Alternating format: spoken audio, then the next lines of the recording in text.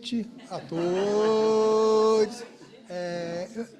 Temos uma imensa alegria hoje de ter conosco, né, o psicanalista, professor do UFMG e editor, né, de uma novíssima tradução de Freud, né, Gilson Iannini, e ele vai apresentar, né, o livro dele, que está ali à venda, né, Freud no século XXI, e vai conversar conosco, né, conosco quer dizer a Camila Ventura, Rodrigo Pedalini, né, e eu, Paulo Vidal. Então, a gente vai começar, nós três começamos, né? Tá. Eu passo a palavra, então, para o Rodrigo Pedalini. Nós somos da Comissão de Biblioteca, foi uma dupla escolhida, um trio escolhido para a comissão de leitura, né, do livro do Gilson. Fazer uma breve introdução e começar com a leitura de um trecho que eu achei interessante. Como um urso violento, uma antropóloga azarada, o transplante cardíaco de um filósofo francês, Barbie, o garfinho de Toy Story, e o relato autobiográfico da experiência de submissão a uma cirurgia cardíaca de grande porte podem ter ido parar assim, mais ou menos juntos, no primeiro volume de Freud no século XXI, de Gilson Iannini. Pois bem, sem spoilers, mas é assim, de peito aberto e aberto ao contemporâneo, que Gilson convida e provoca a leitura de um livro que, para além de sua função principal de situar a psicanálise no século XXI e o século XXI na psicanálise, tem como efeito de leitura o de ser um livro causa de desejo, do desejo de analisar e, principalmente, do desejo de analisar-se. Seguindo a tendência contemporânea das TVs por streaming, optamos por estruturar esse evento fazendo uso de teasers, separados por temas. Antes de mais nada, é importante dizer que um sangue infamiliar corre nas veias deste livro, a serem impulsionadas pelo leitor. É como se toda a obra de Freud tivesse sido escrita pelo velho e desagradável senhor de pijamas e gorro, por ele avistado no toalete vizinho ao de seu compartimento no trem em que viajava, conforme seu relato em 1919. Eu escolhi um teaser inaugural do primeiro capítulo, que se chama De Peito Aberto. Quando vocês comprarem o livro e lerem, vocês vão saber por que se chama De Peito Aberto. Mas eu escolhi um teaser do primeiro capítulo. Quando pude finalmente respirar sozinho, fui inundado de alegria. Tive uma certeza imediata. O impulso que nos liga à vida é absolutamente erótico. Até o ato de respirar parecia profundamente libidinal. Parece, mesmo com aquele cheiro frio que o ar em ambiente hospitalar tem. E aí eu queria saber, queria conversar com você, Gilson. Me parece que você faz uso de uma escrita autobiográfica nesse início do seu livro, como num testemunho de passe, para apresentar ao leitor o campo em que você está entrando, né? O campo freudiano. Não o nosso, formalmente constituído, mas o campo epistêmico clínico e, por que não, literário, que é a obra de Freud. Que para a sua leitura você tenha usado os óculos da contemporaneidade intercalados com os óculos do velho senhor de pijamas de Freud em Familiar, isso vai se desenrolando ao longo do livro. Mas, nesse momento, como quem abre os olhos no tempo pós-anestésico de uma cirurgia, seu texto parece querer delimitar e jogar luz sobre um campo. Parece querer acordar para. Então, eu gostaria que você falasse um pouco mais sobre isso. Você fez umas associações depois com pulsão de vida, pulsão de morte, corpo pulsional, corpo falante. Então, talvez seja uma boa maneira de iniciar a nossa conversa por isso, por esse tema, por esse teaser. Essa palavra a Camila.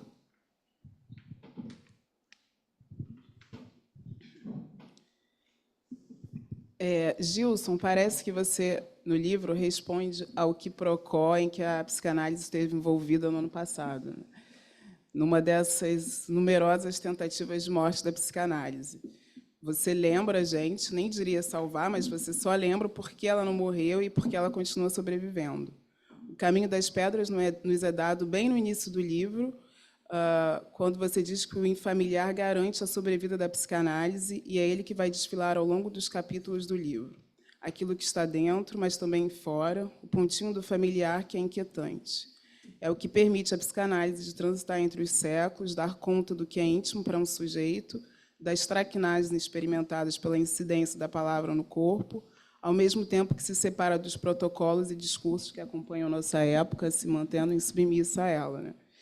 E aí, bom, tem algumas perguntas aqui, mas eu vou me atentar numa frase que você disse na página 203.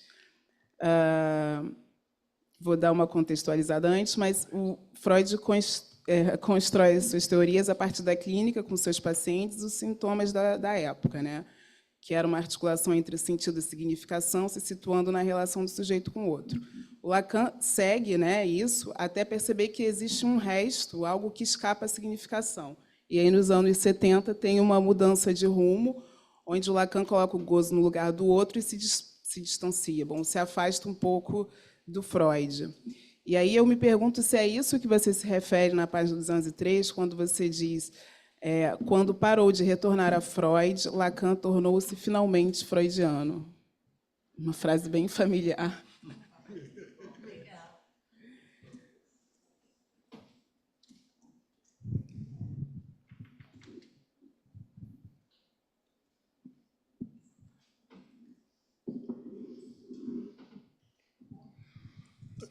No decurso de uma análise, o sujeito torna infamiliar, estranhamente novo, o que lhe era mais familiar, o mais antigo na sua vida. Ora, estimidade é um método de leitura empregado por Iannini. Freud, lido desde o século XXI, é uma infamiliar lição de leitura, uma elaboração provocadora. Afinal, quem pratica a psicanálise se defronta inevitavelmente com a seguinte questão: como se situar na tradição e desse texto fazer surgir outro texto que responda às perguntas da atualidade, ao movimento do real, não fazendo dele, portanto, um clichê a ser seguido como um destino. Nosso colega editor da tradução de Freud, chamativamente intitulada Obras Incompletas, título que me remete à observação de Jorge Luiz Borges, que a página perfeita, a página na qual nenhuma palavra pode ser alterada, é a mais precária de todas, se desgasta com facilidade. Já uma obra que não seja perfeita, mas sim completa, se torna para Borges um clássico, provocando uma leitura e tradução sempre em falta a ser renovada. Não é à toa que um dos escritos de Lacan se chama A Coisa Freudiana, enfatizando assim o texto freudiano não como ideal, mas como objeto resto, causa impossível da subsistência de leituras e interpretações. Uma tradução que transmita, levando em conta o intransmissível da coisa, abre caminho para uma leitura que, operando por alienação e separação, não visa completar a linguagem. Como diz Borges, na vasta biblioteca de Babel não há dois livros idênticos. Em consequência, constitui um espaço vivo e público de leitura, como esse nosso aqui, no qual o texto circula, aberto aos ruídos da época, para usar uma expressão de Baudelaire, e a sua manipulação crítica. Quanto aos ruídos da nossa época, você destaca no capítulo Generalização Contemporânea do Infamiliar, que nossa era do vazio, Lipovetsky, em cujo zende se encontra o gozo e não o ideal, é a cultura dos uns, esparsos e hiperconectados ao celular, internet, etc. Aliás, vazio que o retorno do religioso e dos particularismos promete preencher, não sem apelar para o ódio ao gozo do outro, ainda mais porque o ódio confere justamente um ser ao sujeito desorientado. Nesta conjuntura, como opera o laço social que o discurso analítico oferece? Gostei muito da tua anotação. Só um minutinho. Da tua anotação sobre uma, abre aspas, porosidade entre o singular e o coletivo, e não entre o particular e o coletivo ou universal. O teu uso da teoria de sistemas complexos lembrou que o último Lacan, no Seminário 23, caracteriza o real como sem lei nem ordem. A noção de litoral é muito bacana, mas por vezes se esquece que litoral pode ser um caos ordenado. Por exemplo, quando ocorre alta pressão atmosférica no continente e baixa pressão atmosférica no oceano. O litoral não tem borda definida.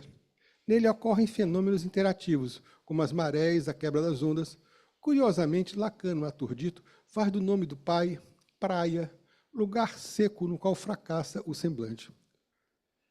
Contudo, o que quero destacar é algo que tem a ver com o que eu escrevo na página 296.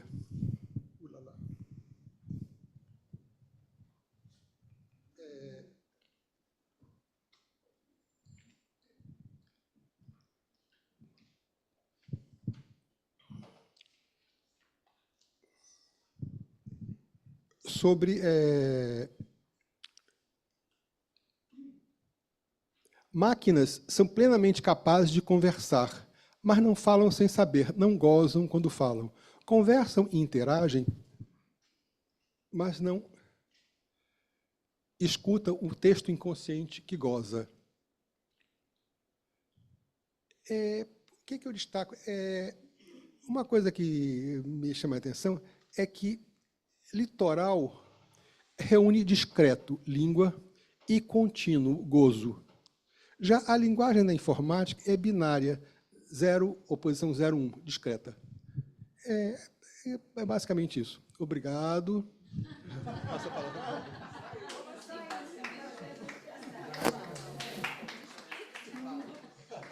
Não é que não. Só isso.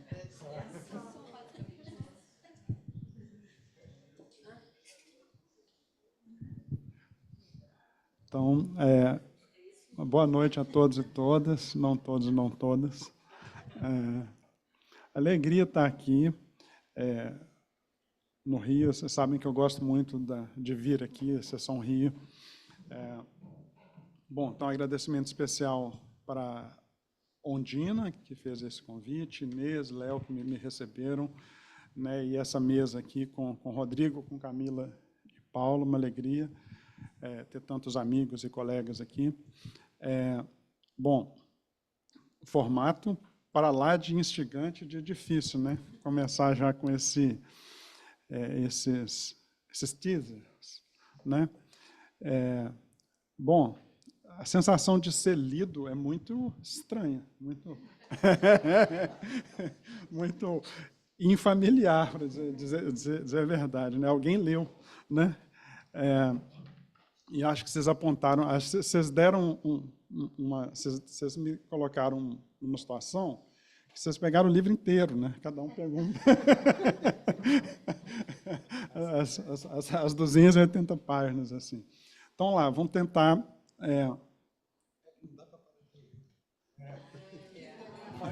Falei escondido agora. Bom, então, estou pensando em fazer uma breve introdução anterior, que nem todo mundo leu, uma breve, uma apresentação bem rápida, e voltar, a partir disso, nas colocações que os colegas fizeram. Vocês acham que pode ser assim?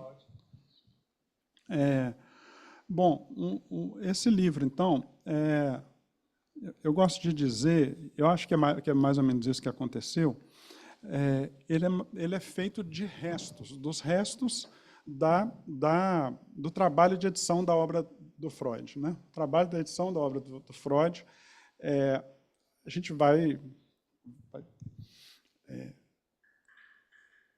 eu não faço trabalho de tradução, eu faço trabalho de edição, então tem lá as notas do editor Belo Horizontino, antigamente era do editor inglês, né? Agora as notas do editor de Minas.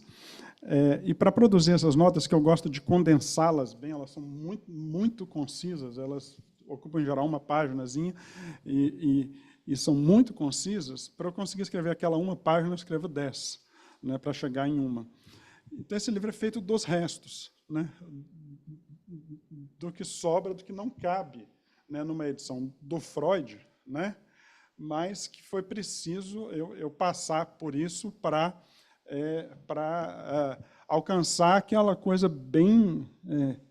o extrato, o suco, né, o sumo do texto ali, né? Então, eu tentei juntar nesse livro uma maneira de ler Freud que foi se consolidando ao longo desses 15 anos que eu estou trabalhando com esse projeto das obras incompletas. Em paralelo a isso, né, o trabalho todo com a clínica, etc., eu tendo a pensar, o que eu provoco nesse livro é uma hipótese que pode ser pensada de uma maneira simples, em 2 frases, que é propor, como vocês já falaram, né, a estimidade como método de leitura para a psicanálise, especialmente da psicanálise com relação aos saberes contemporâneos, né? E a posição da psicanálise infamiliar em relação às demandas do nosso tempo. Eu parto de um texto maravilhoso do George Agamben, né? O livro parte disso. Está aqui o Cláudio Oliveira, que me apresentou a esse autor há alguns anos, né? Que é o contemporâneo, e que é essa discussão que o tempo em que a gente vive ele não é transparente a nós mesmos, né? Quem que honestamente sabe falar, né? O tempo que a gente vive é tal, né?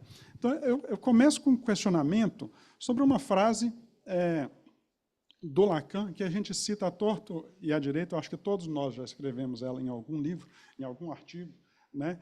Que é aquela: renuncie à psicanálise aquele que não estiver à altura do horizonte da subjetividade de sua época, né? Quem sabe quem que é a nossa época? O que é a nossa época? Quem sabe falar hoje, honestamente, que subjetividade é essa? Né? Qual é a subjetividade da nossa época? A gente não sabe, né? Tem alguma coisa de muito não transparente aí, né? Mas a gente sabe algumas coisas. Então, assim, é interessante que a gente pode pensar que o Freud tem alguma coisa de contemporâneo exatamente porque ele nos ajuda a ver a obscuridade, né? Mas eu acho que tem algumas coisas que são muito claras. Embora a gente não possa fazer teses de alcance mais geral sobre o que é a subjetividade da nossa época, até porque talvez a gente não esteja mais na época da subjetividade, talvez o convite, uma das partes do convite que eu faço aqui é da gente ir em direção ao falacer mesmo. O texto é lacaniano, ou seja, é esforço de fazer um retorno a Freud a partir do último Lacan. É isso que é o livro, né? A gente vai falar assim, em uma linha, né? Que é mais ou menos essa ideia que vocês já colocaram aqui, de alguma maneira, né? O retorno a Freud que o Lacan fez na década de 50 e 60, ele não encontrou Freud, ele encontrou Lacan, né? O que ele produziu ali foi uma outra coisa, né? E eu acho que isso é muito sério. Quando ele para de procurar, ele encontra, que é mais ou menos ali, no seminário 19, 20, em diante, que é exatamente quando ele se desembaraça desses autores que permitiram o retorno a Freud na década de 50. Né? Ou seja, é ali que ele vai reintroduzir, né, toda a temática do corpo, né, e de um inconsciente mais para pulsional, ou inconsciente real, etc. Só que a gente não tem ainda, né, vamos dizer assim, todos os elementos de formalização de o que foi esse movimento, né? Então, eu proponho, como uma espécie de provocação, a gente ler Freud hoje tendo em conta o que aconteceu nos últimos 50 ou 60 anos, né? Que, de uma maneira muito simples, eu vou colocar aqui mais ou menos assim. Bom, quando Lacan faz o seu retorno à Freud na década de 50 e 60, são 4 os eixos fundamentais. Claro que tem muito mais coisas, mas, assim, eixos mais... os princípios, né, as teorias das quais ele parte para ler Freud, a gente tem a linguística estrutural de Saussure e Jacobson, a antropologia levi-straussiana, a gente tem a epistemologia do Poiré e a gente tem a dialética Hegel via Kojève, né? Claro que tem outras coisas ali no pensamento do Lacan, mas é a partir dessas 4 desses modelos que ele volta no Freud, faz um trabalho magnífico, mas muitas vezes a gente fica, até hoje, lendo o Saussure, o Lévi-Strauss, o Poiré, o Hegel, né? A gente vai atrás e, assim, é como se a gente tivesse ainda, né, nesse tempo. Só que a linguística não parou em Saussure e Jacobson, a antropologia não parou no Lévi-Strauss e assim por diante, né? Então, o que eu proponho vamos dar uma olhadinha no que está sendo feito nessas áreas, né? Vamos dar uma olhadinha o que os linguistas estão discutindo hoje, e não é que entre em contradição com a linguística saussuriana e jacobsoniana, mas que a coisa andou. O principal exemplo que eu gosto de utilizar é aquele exemplo de que a linguística estrutural, o modelo sobre a qual ela se funda é a metáfora do tabuleiro de xadrez, né? Então, assim, as regras opositivas, diferenciais, negativas que a gente tem ali, uma prevalência da forma sobre a substância, e todos esses princípios assim que a gente conhece do curso de linguística, né? Ora, nas linguísticas atuais, existem muitas, mas especialmente nas, vamos dizer assim, inspiradas por modelos baseados no uso, né, a gente tem uma coisa muito interessante, que é o deslocamento do modelo do tabuleiro de xadrez para o modelo da nuvem, na linguística. Isso é muito interessante e é muito lacaniano. Ou seja, se a gente pensar assim em redes de redes e redes multicentradas, né, que são marcadas por princípios de corporeidade, processualismo, emergentismo, complexidade e várias outras coisas assim, o que o Paulo faz, toca nisso e provoca um pouco, né, no finalzinho do comentário dele. Isso tudo nos colocaria diante da possibilidade de reestabelecer algum tipo de diálogo com os departamentos de letras, né? Não para que a gente corrija ou se adeque ao que é feito em outras ciências, porque isso é um erro.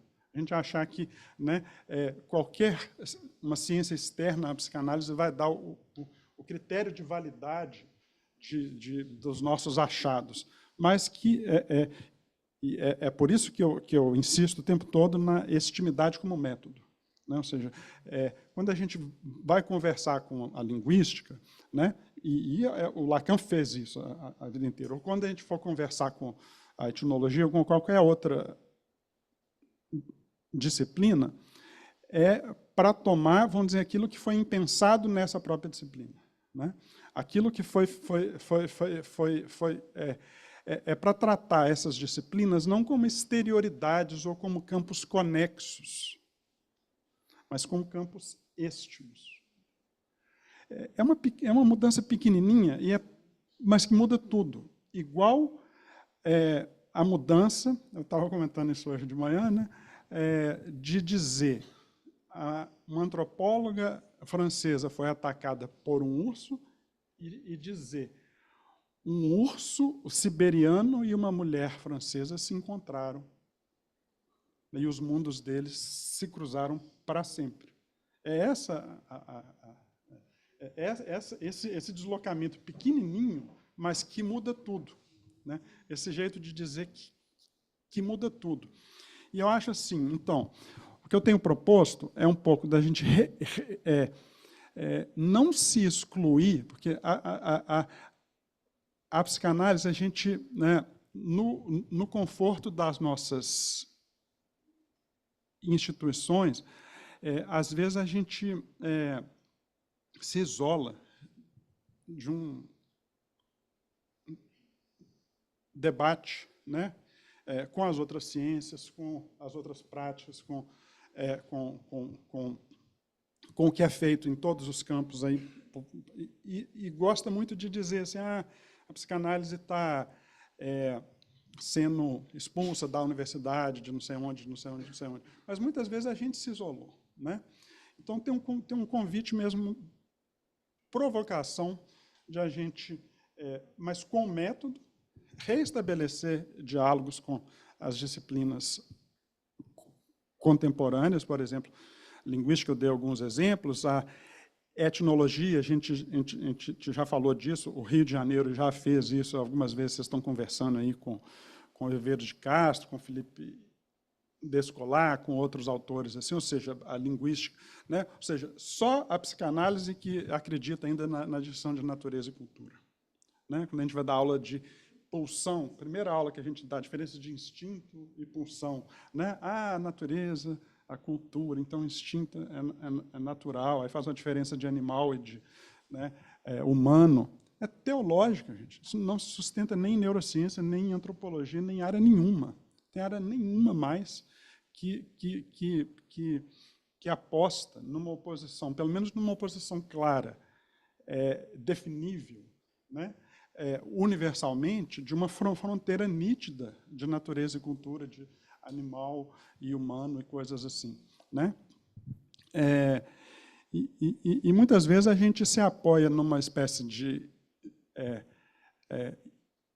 inabalável, sacrossanta especificidade da psicanálise e mantém uns conceitos assim, umas distinções desse tipo que a gente fica meio dinossáurico mesmo, né?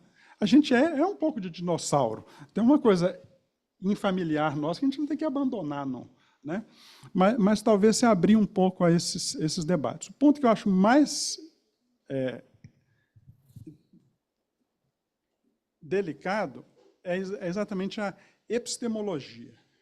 Epistemologia lacaniana, que é muito inspirada em Poiré, eu vou falar isso com todas as letras, ela não dá conta do problema das ciências atualmente. Ela é absolutamente insuficiente para pensar o que acontece nas ciências nos últimos 20 ou 30 anos. Ela dá conta de pensar o que foi ali a física de Galileu, de Newton, etc. Mas ela não dá conta de pensar o que aconteceu nas ciências nos últimos anos. E a gente ficar preso nesse paradigma, que é platonista, sabe, que é formalista, nos deixa muito fora de qualquer tipo de conversa e muito, vamos dizer assim, vulneráveis, né, a qualquer tipo de... muito despreparados para os debates que vêm aí, que são muito fortes. Quem está na universidade, então, a gente pensar no que é ensinar psicanálise na universidade hoje, né? Tem vários colegas aqui, é um pouco assim, né? essa discussão, porque assim, se a gente ficar com as referências que a gente está acostumado, já era, né? E não é porque a psicanálise, não é por causa de resistências à psicanálise ou apenas por causa disso, porque essa nossa epistemologia realmente não dá conta do que o que é feito em ciências hoje. Não estou dizendo que todo mundo tem que dar conta disso, porque seria impossível cada um de nós ter que dominar esses campos todos. mas talvez a gente conseguir identificar, né, aqui e ali, né, onde que a gente tem um ponto de contato, né, nos outros departamentos, nas outras bibliotecas, na bibliografia que está acontecendo aí, no mundo que está acontecendo, sem que a gente se retire do debate que está em jogo, né? Eu gosto muito de dar um exemplo do Ian Hacking, né, um epistemólogo que não gostava de psicanálise, não gostava muito, né? Eu brinco que é um problema dele, né? Não é um problema nosso, né? Mas ele tem uma distinção que é muito mais interessante do que a distinção de ciências da natureza e ciências humanas, ciências humanas e sociais, que é a diferença de tipos interativos em tipos indiferentes, que nos ajuda a dispensar esse tipo de distinção de natureza e cultura, de ciências da natureza e ciências humanas, e dar conta mais ou menos do mesmo tipo de problema que está em jogo ali. Eu não vou entrar no detalhe disso, tem outras alternativas em termos de epistemologia. Se a gente pegar o quarto ponto, o quarto eixo, que é todo aquele esforço do Lacan de ler Freud a partir, né, do senhor escravo, colocando todo o tema da teoria do reconhecimento. Bom, isso também, se tem outra coisa que andou muito de lá para cá, é isso, né? A gente tem aí Butler, a gente tem aí Mambé e vários outros autores que desenvolveram essas teorias, ou que respondem mais ou menos ao mesmo tipo de exigência que estava posta ali, né? E que muitas vezes, quando a gente conversa com essas teorias, ou, né, a gente fica ou numa posição de defender a psicanálise contra as críticas que inevitavelmente vêm dos campos queer, da teoria crítica racial, etc., né? Ou de se adequar às exigências, né, e às demandas desses campos. A gente se dá mal nos dois casos, né? A gente se dá mal nos dois casos, né? E é por isso que eu proponho muito essa ideia de tratar todas essas teorias que, de alguma maneira, têm a ver com o contemporâneo, com o que é feito contemporaneamente, tentando ver o que há de obscuro nelas. E o que esse obscuro nos interpela, né? E aí, essa ideia, então, de tratar isso do ponto, a partir de um modelo de extimidade, apostando o tempo todo numa abertura para o diálogo com essas disciplinas, esses discursos, etc., mas que não abra mão em nenhum minuto do caráter infamiliar da psicanálise. Ou seja, a psicanálise não pode se adequar às demandas do tempo. Ela tem que ouvir as demandas do tempo, mas sem se adequar a elas, às exigências do tempo. A gente tem que estar à altura de... Não tem. A gente é meio infamiliar mesmo, né? Agora, se a gente não sabe... Isso é um eixo do livro. O outro eixo, se a gente não sabe exatamente o que é a nossa época, se a gente não sabe exatamente o que é a subjetividade da nossa época, a gente sabe que houve uma alteração muito importante nos últimos anos do ponto de vista dos corpos que nos falam, né? Então, se a gente não está mais tanto no paradigma do sujeito e objeto, etc., mas a gente sabe muito bem que os corpos que nos falam são outros. São outras crianças, são outros sintomas, outras configurações do laço social, como vocês falaram, e assim vai. Então, são corpos que, basicamente, são corpos interseccionais, com todos os determinantes que podem ter isso aí, né? Que modificam, por sua presença, né, o estatuto, né, da transferência. Ou seja, a gente tem uma mudança nessa, ou ao menos uma desconfiança, né, nessa hipótese que nos sustentou durante algum tempo de pensar a transferência a partir de uma leitura, às vezes, muito, até mesmo equivocada, do que é o sujeito suposto saber. Que o Marcos André, inclusive, no outro dia, na última quinta, estava nos lembrando, né, que é uma tradução até ruim, né,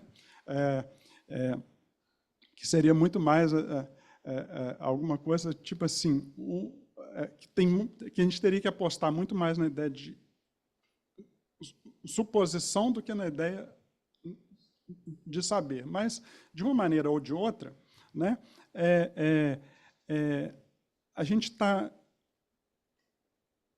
o tempo todo muito próximo de um outro tipo de configuração da transferência que surge com a desconfiança, com a suspeição, né?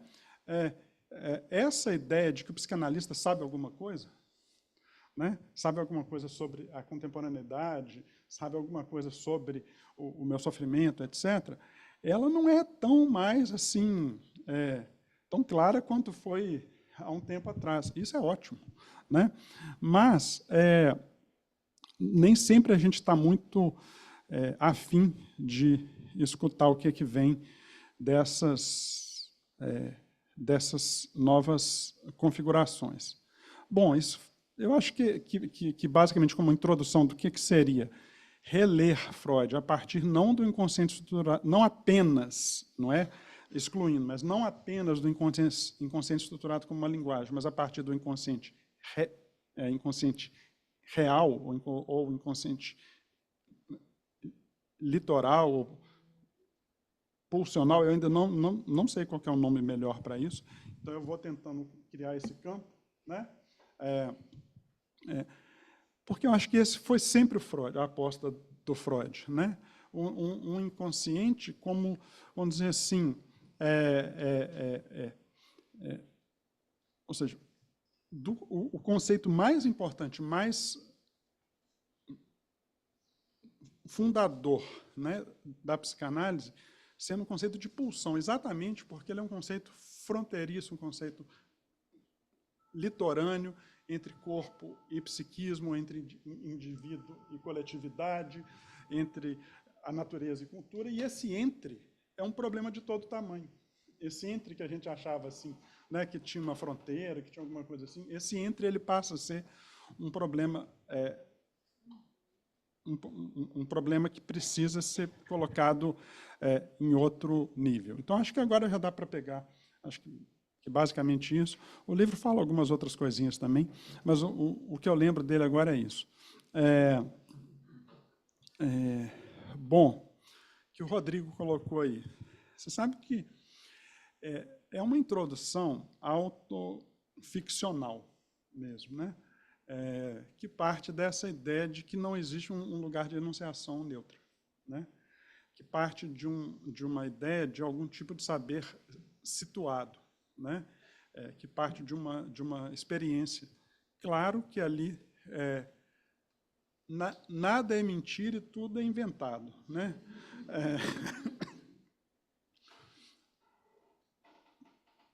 Ou seja, parte mesmo dessa ideia de que a verdade tem estrutura de ficção.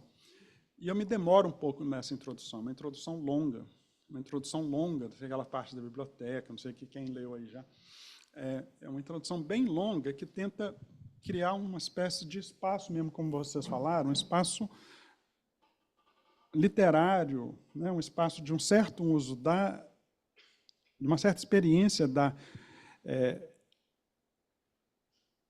linguagem e do corpo que recusa uma posição que é meramente teórica. Se isso tem uma estrutura de passe já são outros 500. Não, acho que não tem esse estatuto.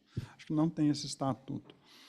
Embora, na carta que eu enderecei à escola para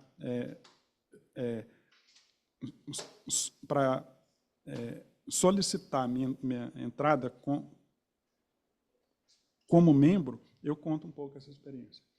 O livro, essa introdução, é uma reescrita dessa carta. Bom, então tem tudo a ver com a escola, né? É um corpo ficcional. Que a Camila colocou, muito bom, né? Eu começo com quiprocó. É mesmo, é um problema espinhoso de todo tamanho. Falei assim, alguém tem que enfrentar esse trem, né? Esse trem mineiro é foda, mineiro não tem jeito, né?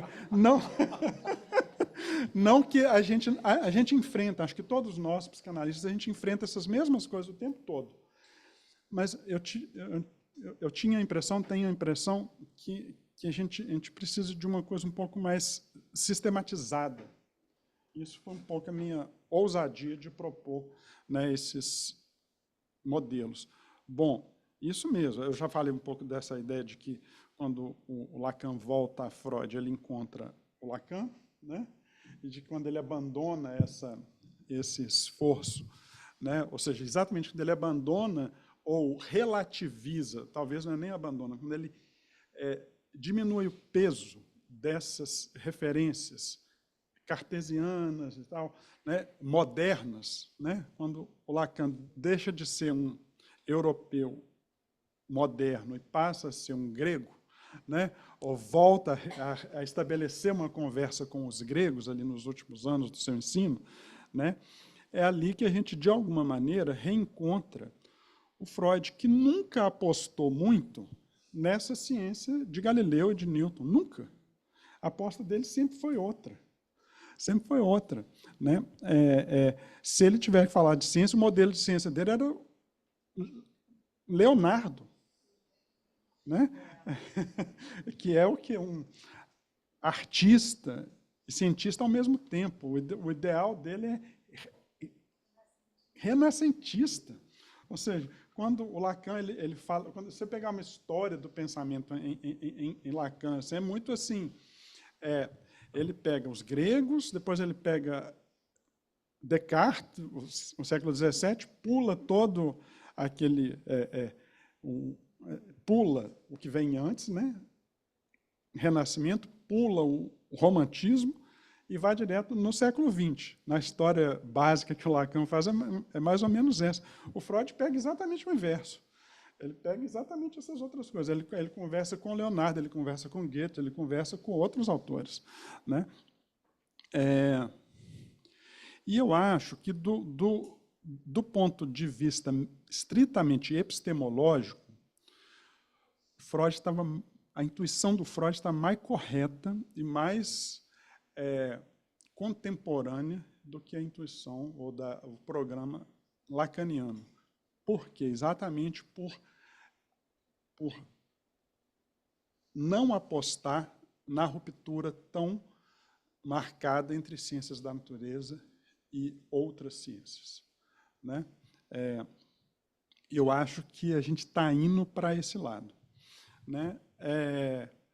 O outro ponto que você colocou, né, Camila? Ou seja, a psicanálise morre o tempo todo, né? A psicanálise é um acontecimento raro, né? A psicanálise ocorre de vez em quando, né? Quando a gente atende, às vezes, o dia inteiro e nem sempre a gente está fazendo psicanálise, né? Acontece, assim, uns flashes, assim, uns vagalumes de psicanálise ao longo de um dia inteiro de atendimento, né? Um vagalume aqui, outro ali, né? Eu acho que é isso, né?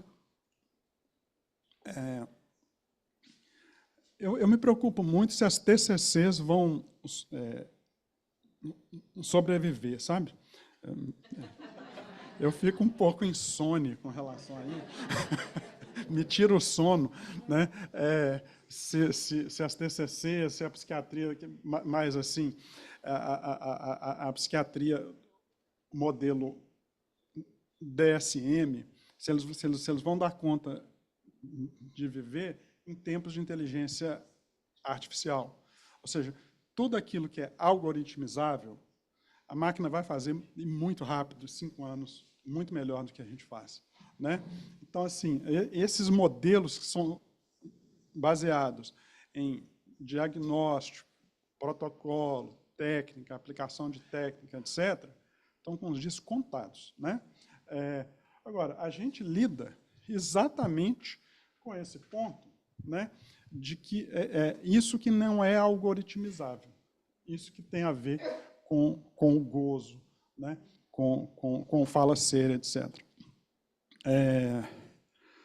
Bom, a pergunta mais cabeluda, vamos dizer assim, é a pergunta do Paulo sobre o litoral, né? Eu talvez tenha feito um uso muito metafórico de litoral, né? Não saberia desenvolver toda essa coisa fina que você coloca sobre o caos ordenado, etc. Bom, acho que para início de conversa é isso. A gente pode passar para uma outra rodada.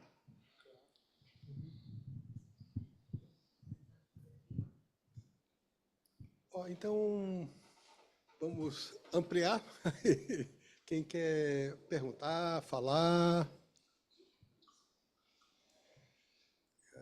Agradeço muito aí as coisas.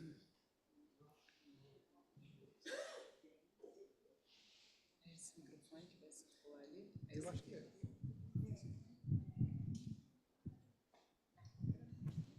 é. Gilson, hoje você começou falando da porosidade entre o singular e o coletivo.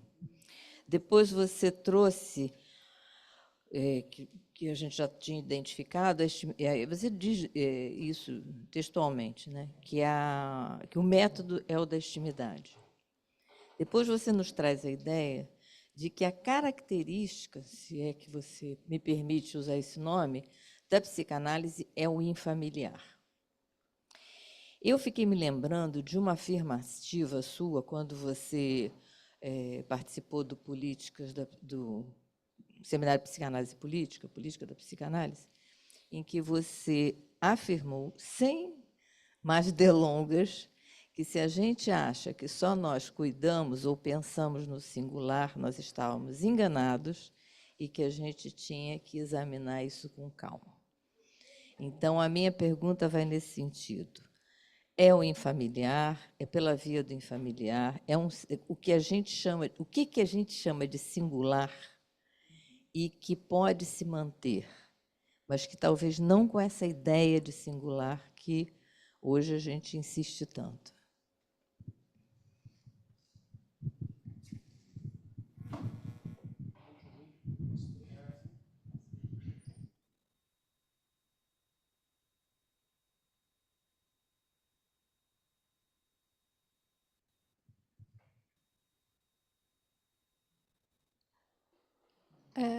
A minha questão vai um pouco no mesmo sentido assim da Undina, né?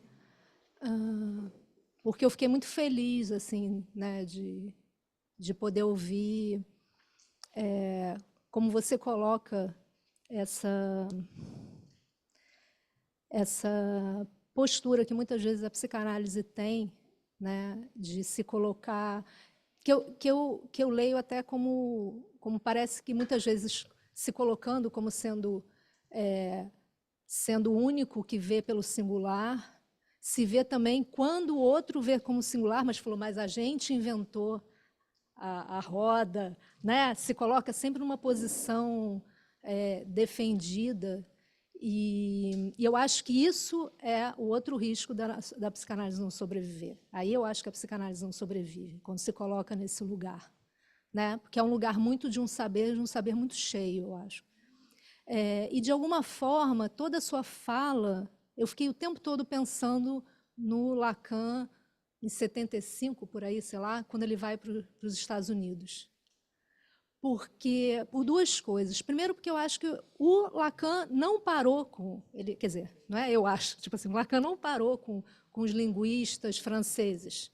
Ele está ali discutindo no departamento de letras, a convite, falando com aquela outra galera. Ele continuou lá, 23, estava falando com o Peirce, com todo aquele povo lá.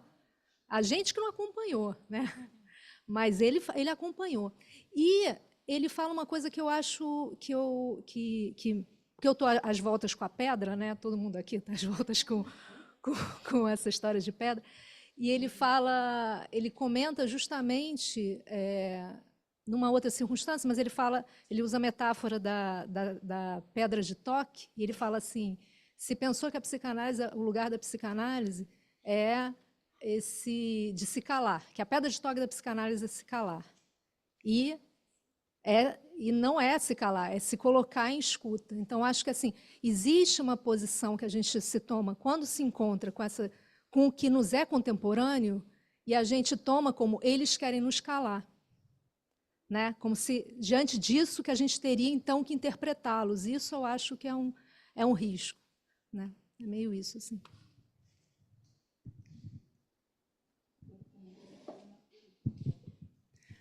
Gilson, primeiro, parabéns, adorei muitas coisas. Fiquei aqui me perguntando, quando você fala assim, o método é a intimidade. Então, eu queria que você detalhasse um pouquinho mais como é que é isso.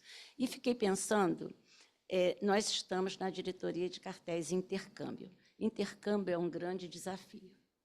Né? Tanto é que a gente não conseguiu ainda fazer aqui na nossa sessão nenhuma atividade de intercâmbio, e mesmo entre as outras diretorias, a gente tem discutido muito, porque não se trata só de escutar o outro, não se trata só de convidar um outro discurso. Né? Intercâmbio é muito mais um efeito, que pode acontecer ou não acontecer. Então, aqui na sua fala, eu me peguei muito pensando o que eu poderia, né? Como é que a gente poderia, a partir do que você está trazendo, quando eu ainda não li o livro, pensar um pouco o que é interlocução, o que é intercâmbio, o que é conversa com o outro campo. Quando você diz assim, conversar é também escutar como aquele outro campo trabalha, se foi o que eu entendi bem. Né? E aí é que está o desafio, que é tomar uma certa distância de onde a gente vem. Então, se você puder me dizer um pouquinho mais desse método, talvez eu possa continuar pensando um pouquinho se é possível fazer intercâmbio.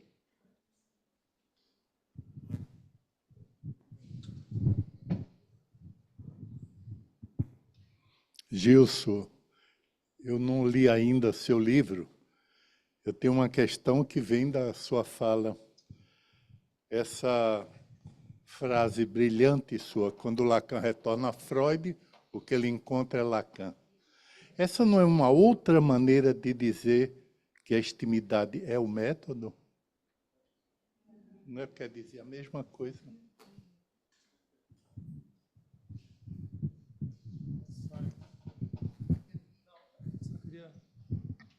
Só seguindo na linha da Ondina e da Elisa, eu fiquei encafifado com o que você disse. A epistemologia lacaniana não dá conta de pensar nas ciências nos últimos tempos, o que nos deixa despreparados para os debates atuais, não dá conta do que é feito em ciências hoje.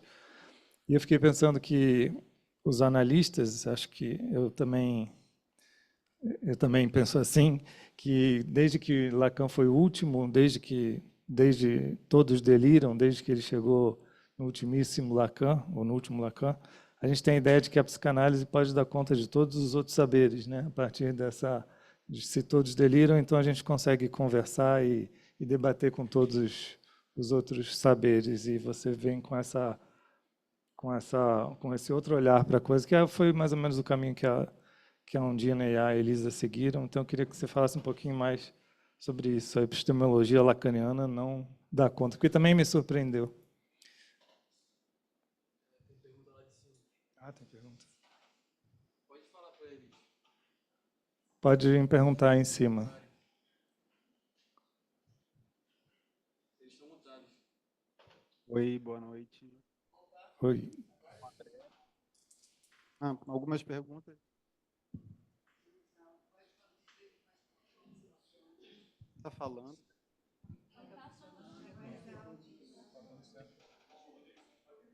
Pode falar. A gente está ouvindo.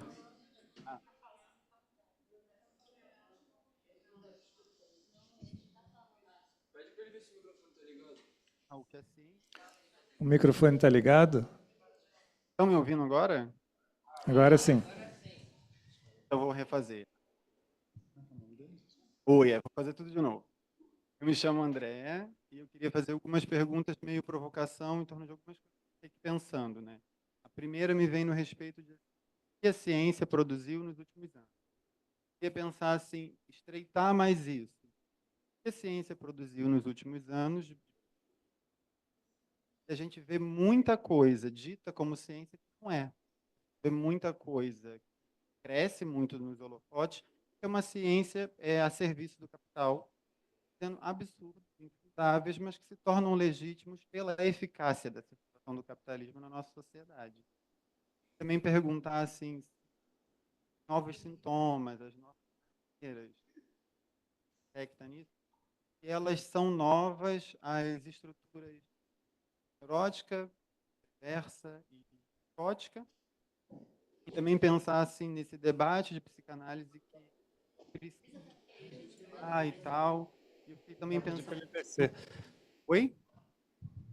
André, a gente não está conseguindo te entender, deve estar havendo está meio cortado, alguma coisa está acontecendo. O Gabriel está indo aí. Talvez você tenha que ficar mais próximo, não, do aparelho? Não, descer. Não. Ou ele está descendo. Mas se descer, vai.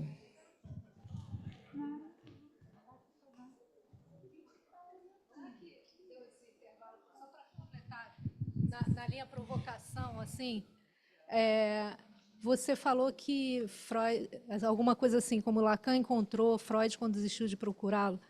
Mas em algum lugar, que eu já não lembro quem falou, nesses últimos seminários, o Lacan estava lendo Freud. Ele estava lendo Freud do pré-Freud, digamos assim, né? Um pouco... Estava lendo justamente os estudos de histeria, né? Durante o seminário 24. Então, talvez ele esteja ali vendo aonde que o Freud se fez essa virada, assim. Enfim. Ali o André. Boa noite, gente. Desculpa aí o atrapalhado de eu descer e tal. Vou refazer toda a minha fala, porque eu fiquei pensando assim, várias provocações eu fiquei pensando. Em torno de ciência, primeiro, né? Quando a gente fala assim, a ciência dos últimos tempos produziu e tal, queria ver o que a gente está chamando de ciência. Porque nos últimos tempos, o que a gente vê ecoar muito como ciência é algo a serviço do capital, que foge muito do conceito radical do que é ciência. E aí também fiquei pensando assim, nessas novas maneiras, os novos corpos, se você acha que esses novos corpos são corpos que estão para além das estruturas neurótica, psicótica e perversa. Também fiquei pensando nessa atualização da obra de Lacan, que também me remete a algo assim, a gente tem toda uma galera que veio depois de Lacan e que faz um diálogo, né? Aqui no Brasil a gente tem o Safatli, que faz isso, a gente tem o Zizek, a própria Alenka, a gente tem a Judith Butler, que fez um debate super interessante em Vida Psíquica do Poder, que agora a gente tem uma psicanalista, filósofa, que é a Alenka, rebatendo isso e trazendo a radicalidade do pensar o sexual em Lacan, que é um retorno a Freud o tempo todo, e de que também pensar nessa coisa assim de o primeiro Lacan, o último Lacan, e não pensar na obra lacaniana enquanto uma dialética, aquilo que está o tempo todo conversando. Por exemplo, o conceito de real simbólico imaginário aparece RSI no final, mas ele já estava no começo de alguma outra maneira, e não dá para a gente pensar só real simbólico imaginário pelo que é apresentado lá nos seminários da frente. Enfim, fiquei com essas indagações assim, né?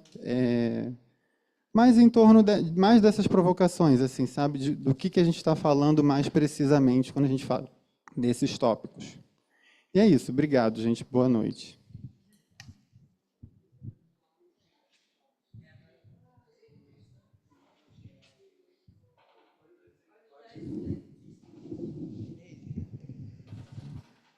Escuta?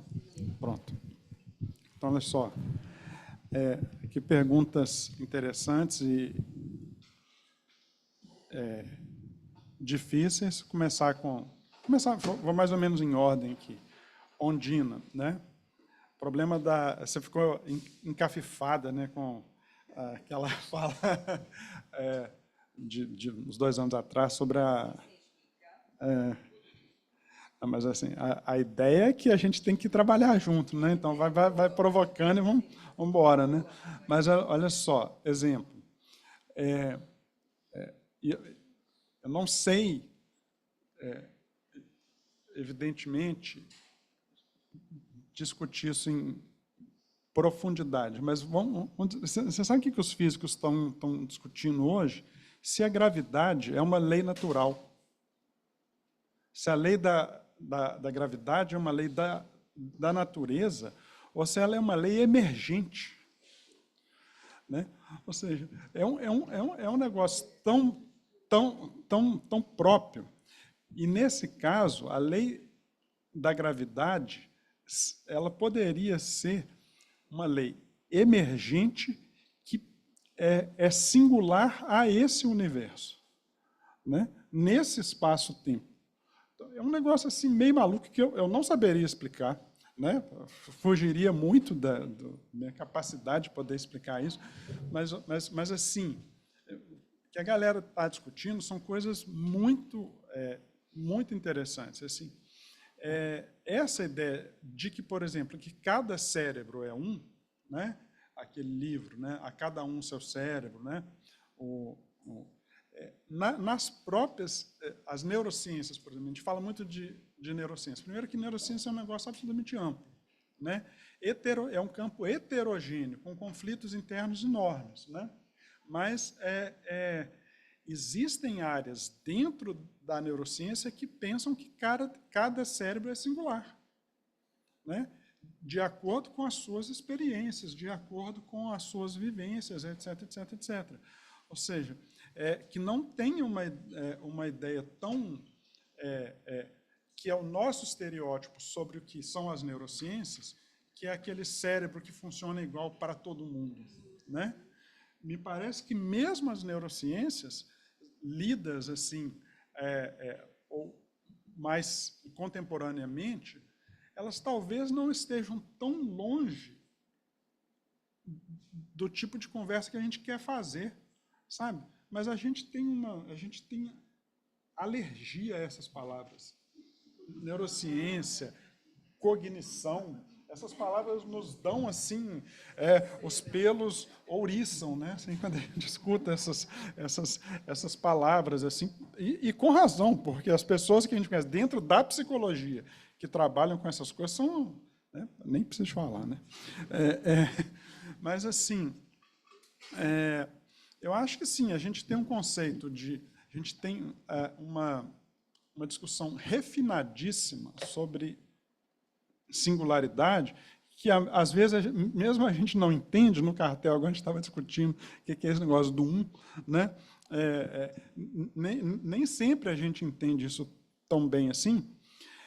E eu não abro mão da ideia de pensar que o campo heterogêneo, interdisciplinar, que são as neurociências, o principal problema que eles têm é que eles têm uma psicologia muito pobre.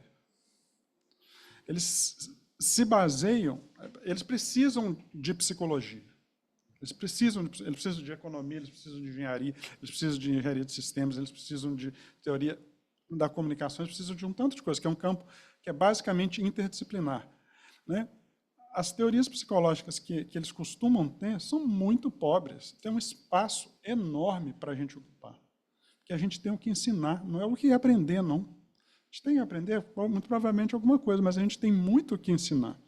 Estava comentando hoje de manhã num evento, né, que teve um congresso há um mês atrás, um mês e meio atrás, em Campinas, da Associação Mundial de Psiquiatria, né? E que foi um congresso com pessoas assim, tipo assim, o presidente da Associação Mundial de Medicina estava lá, o presidente da Associação Mundial de Psiquiatria, a Marina Silva, então, ministro de Estado. Então, foi um negócio super bem articulado, de muito peso, assim. E, em 2 minutos, o que era a ideia? Era os psiquiatras pedindo arrego para os psicanalistas. Coisa absolutamente imprevista há 6 meses atrás, ou, pelo menos para mim, né? Por que isso? Porque eles perceberam uma mudança no modelo de financiamento. A gente sabe que quem paga a banda escolhe a música, né? Um pouco a pergunta que o André fez, né? Os congressos da Associação Mundial de Psiquiatria, em geral, são bancados pelas Big Pharmas, né? De 2, 3 anos para cá, tem menos Big Pharma e mais as Big Techs. Então, tem uma mudança de quem paga essas pesquisas. Então, eles, ou pelo menos uma parte deles, com medo, né, exatamente disso, da obsolescência de um determinado tipo de prática psiquiátrica, que pode ser e vai ser substituída por inteligência artificial. Você assina um plano e conversa com um chatbot, né? Você marca lá as coisas que você tem e ele te dá o que você tem que fazer, mindfulness, o que for, né? Tem a prescrição, né, e tal. Eles estavam nos perguntando como é que mantém a clínica, né? Ou seja, era uma ideia de mais ou menos assim, nesses anos todos, vocês preservaram a clínica. Então, era assim, plateia de 500 pessoas, sendo a maioria psiquiatras, e 5 psicanalistas falando para psiquiatras. Vocês já imaginaram isso? Isso é um negócio absolutamente inimaginável há poucos meses atrás. Isso aconteceu há 1 mês. Né? Vai ter efeito? Não tem jeito de saber. Pode ser que não. Mas um pouco isso, diante de um medo, que pode ser exagerado em relação ao risco, né,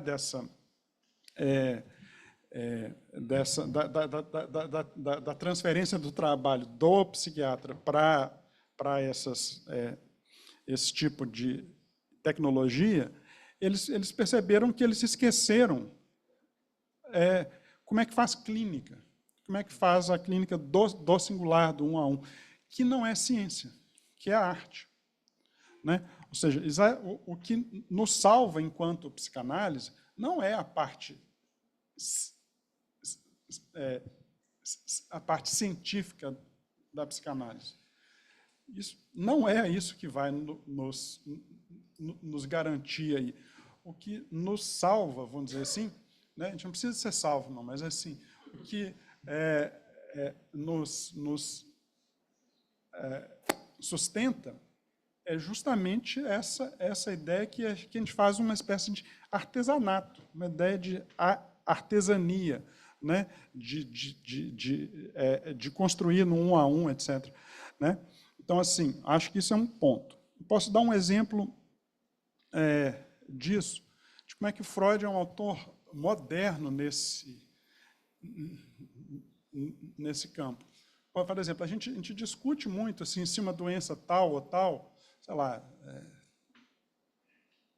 transtorno do espectro autista, isso aí é genético ambiental, né? A gente fica uma discussão dessa, como se fosse assim, se for genético, a psicanálise não tem nada que fazer, né?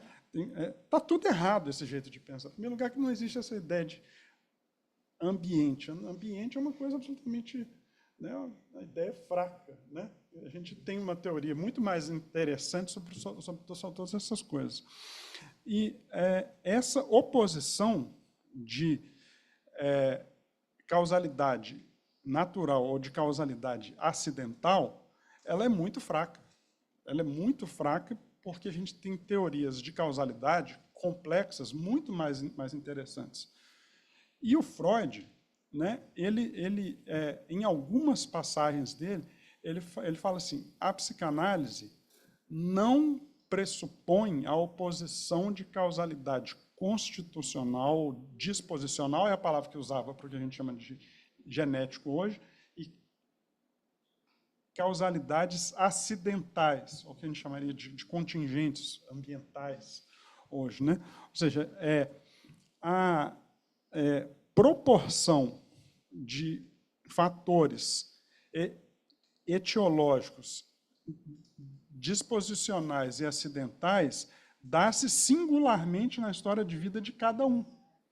A gente não consegue estabelecer a priori, né, antes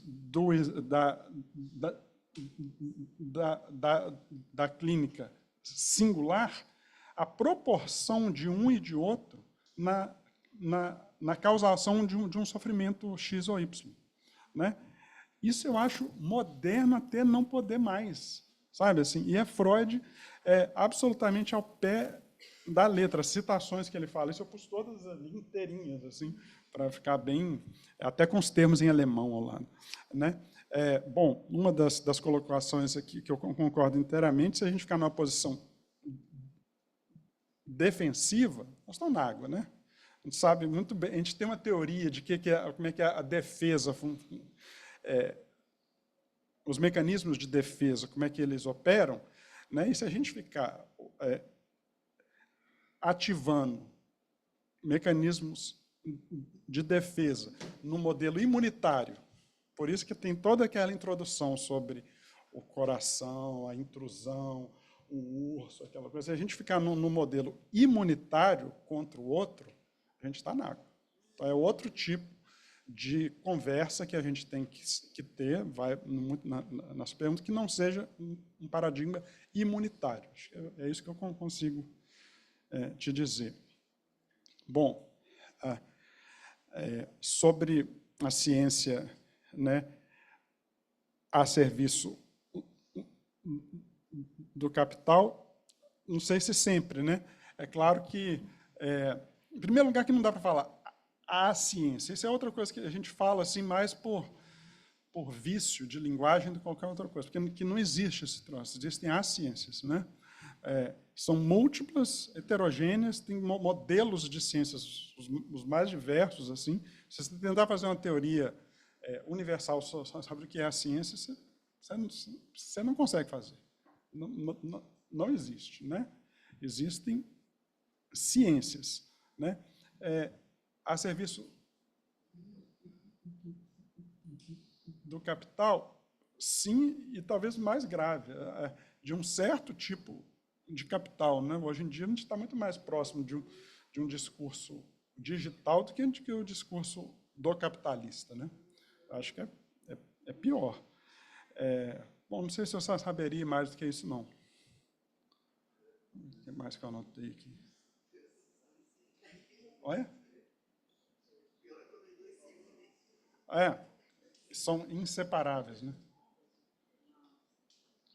Se os novos corpos estão para além das estruturas, eu acho que a gente já está além das estruturas, né? Se esses novos corpos, eu acho que eles nos interrogam no sentido de que eles portam um saber, né? Ou seja, é muito interessante pegar o caso do autismo. O autista ou seja, não dá mais para a gente fazer um conhecimento ou uma ciência sobre o autista que não inclua o que o autista produz sobre o autismo. Né? Isso é uma coisa absolutamente nova na estrutura do saber. Tem 20 anos que isso acontece, vamos dizer assim, em todas essas outras áreas. Ou seja, quando a gente quer... por isso que a gente sente uma estranheza, às vezes, a gente quer conversar, sei lá, com trans, e eles não estão nem aí para a nossa oferta de escuta. Que oferta é essa? O que você quer saber? Eu sou um objeto de conhecimento seu? Ou eu vou até comunidade ofereceu o meu serviço de escuta. Como assim? Né? O que você acha que você tem para oferecer? Você tá, né? Sabe, a gente às vezes achava isso umas décadas atrás. Vamos lá, não sei aonde, a gente vai oferecer a nossa escuta, conversa lá com a galera, achando que a gente estava fazendo uma coisa ótima, né? O pessoal assim, não sei se é isso. Não sei se é isso. Ou seja, eles têm uma produção de saber da mulher negra sobre a mulher negra que é muito própria e que não dá para você começar qualquer tipo de tentativa de conversar sem conhecer essa bibliografia, entendeu? Sem ter um conhecimento sobre o que elas próprias dizem sobre elas, né? E muitas vezes a gente fica se perguntando se esse inconsciente tem cor ou não tem cor. Não é isso, né, gente? É outra coisa. Ou seja, isso muda o estatuto da transferência e o lugar do psicanalista na cultura. Acho que é isso que eu consigo dizer. Até aí que eu consegui ir. Um pedacinho pequeno.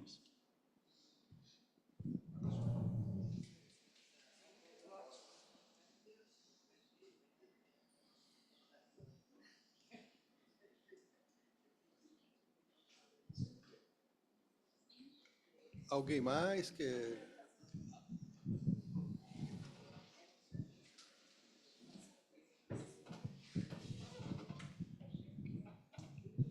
Pode passar. Podemos encerrar, então? Tem uma pergunta da Ana Freire.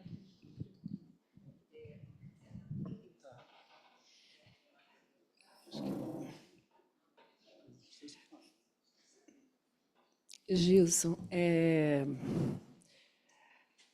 estava pensando sobre o espectro do autismo, que frequentemente sou interrogada se é genético, se não é, nanana.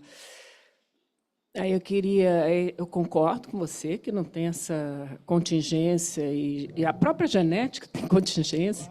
Agora, é cada um seu genoma também, né? Eu concordo com aquele título do livro do Laurent Concerné, não dá, porque os próprios geneticistas não chegaram a nenhuma conclusão.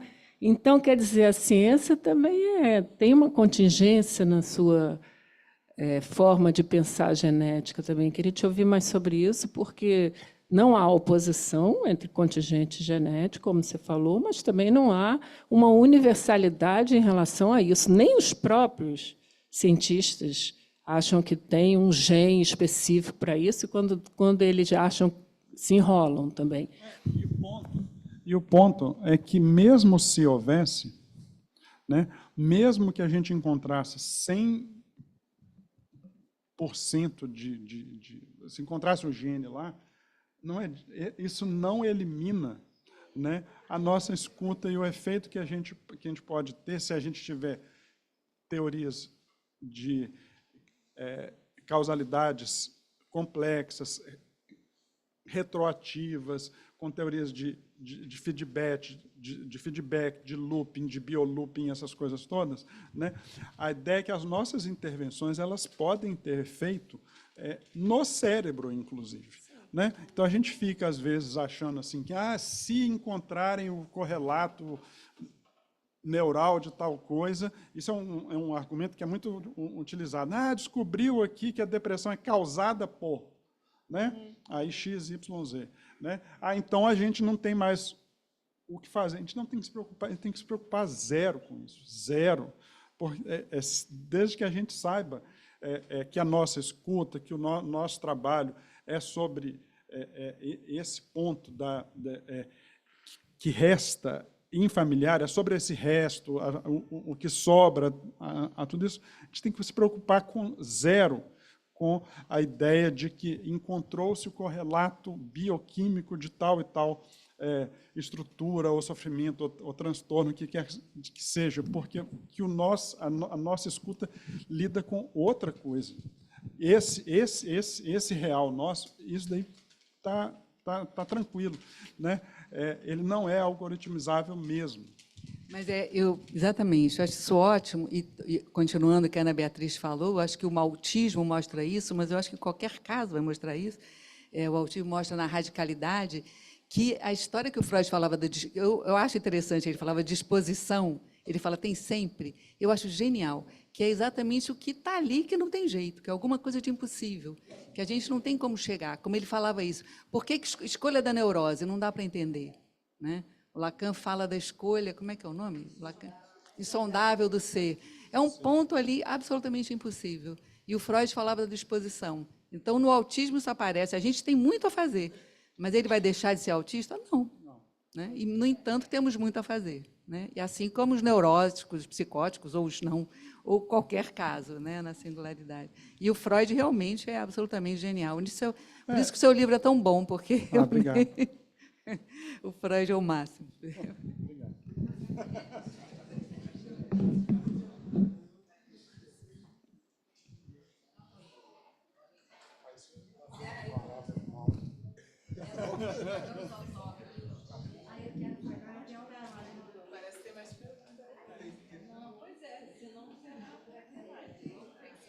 Mais perguntas? Não tem, não.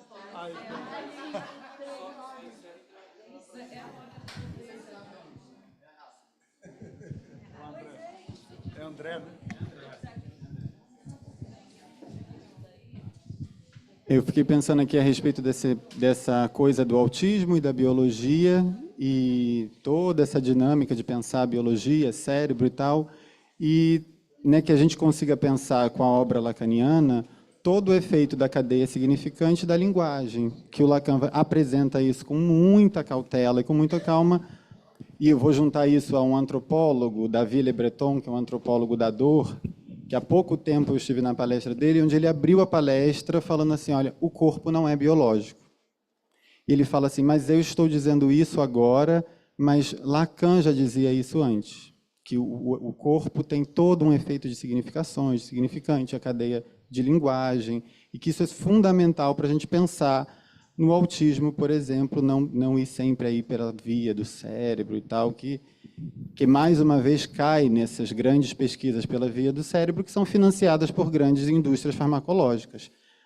E também pegar aqui um eixo disso assim, existem várias ciências. Sim e não. Porque, assim, se a gente pensar na ciência aristotélica, que tinha um dilema de pensar a coisa por dois polos, e a virada que a ciência em Galileu faz, que é de contemplar o não ontológico, que isso quem faz radicalmente é Freud. Um exemplo o conceito de sexualidade em Freud, que é todo em torno desse não ser do não ontológico. E também dessa dinâmica de pensar assim, o digital para além do capital. Eu penso assim, existe algo para além do capital? Existe algo além dessa dinâmica? Assim, como se o digital fosse uma nuvem, assim, a gente não tem um mercado por trás do digital, a gente não tem e também isso, assim, como se o digital tivesse uma vida própria, uma organização, como que a gente vê, até assim, para fechar minha fala, para pensar nisso, a psicanálise morre ou não morre, a dinâmica e tal. Vou aqui defender o meu ponto. Já estou encerrando. A gente pode continuar esse papo lá em cima com o Prosecco. Que mas, tal? Sim, vou coisar. Só para fechar esse... Bom, eu agora até perdi o fio do que eu estava falando. Falou no Prosecco, né? Eu fiquei um pouco nervoso. Mas, enfim, só de pensar... lembrei. Eu queria falar de dois eixos, era isso que eu ia falar, do futuro da psicanálise, se ela morre ou não. A psicanálise enfrenta um grande dilema hoje, que é o capital, a psicanálise e o marxismo, que vão dar valor ao sujeito, a isso que não é indivíduo, que é o que o capital produz e nos soterra. Então, o futuro da psicanálise vai estar ali acontecendo porque essa ideia de individual ela não dá conta do sujeito. Mas a gente vai ter que lidar com essa grande crescência disso que estão chamando de ciência, que é uma neurociência que vai trabalhar com medicamento, de que a psicanálise permaneceria ali como algo opositor a isso, sabe? Enfim. Ok, concordo inteiramente. Só Não sei. A minha única dúvida, eu não sei assim, será que a ideia de cadeia de significante, por exemplo, se sustenta? Não sei. O próprio Lacan não sustenta. Não sei. Será que só para continuar lá no Proseco, será que a ciência também não tem sua extimidade? É essa a questão, porque dizer que a ciência forclui o sujeito também já era, eu acho.